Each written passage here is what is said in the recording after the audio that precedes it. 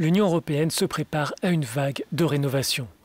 Ce chantier continental devra se dérouler sous le signe de la transition écologique. C'est en tout cas l'objectif de la Commission européenne. Les États membres veulent atteindre d'ici 2050 la neutralité carbone et la rénovation de 35 millions de bâtiments au cours des 10 prochaines années s'inscrit dans ce projet car il permettra de réduire la facture énergétique.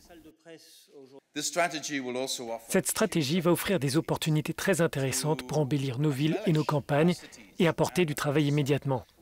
C'est l'un des domaines où l'on peut combiner des objectifs à long terme avec des résultats à court terme. Et cela a un effet positif pour les PME car elles devront mener ces travaux de rénovation. Cela a un effet positif sur la qualité du logement, des bâtiments et des écoles.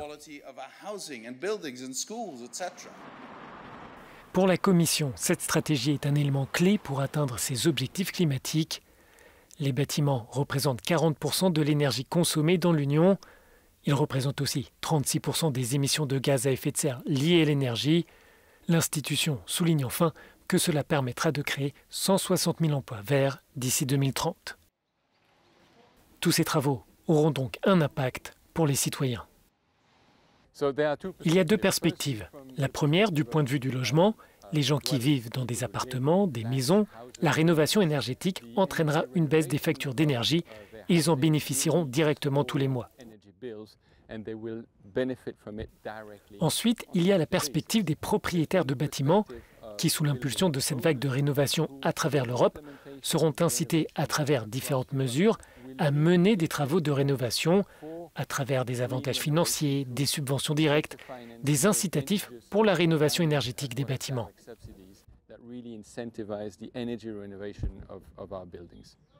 L'Union européenne veut faciliter l'accès à ces fonds de rénovation en faveur de la transition écologique. Cet effort climatique et économique s'inscrit aussi dans la stratégie de relance des 27. Mais pour certaines ONG, cet effort ne sera pas suffisant. Il faudrait aller au-delà des propositions de la Commission.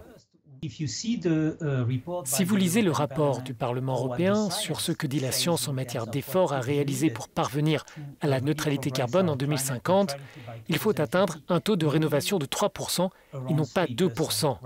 Alors pourquoi avons-nous seulement doublé et non pas triplé?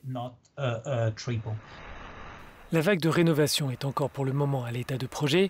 Sa réussite est entre les mains des États membres qui dirigeront l'emploi des fonds consacrés à la relance de l'économie.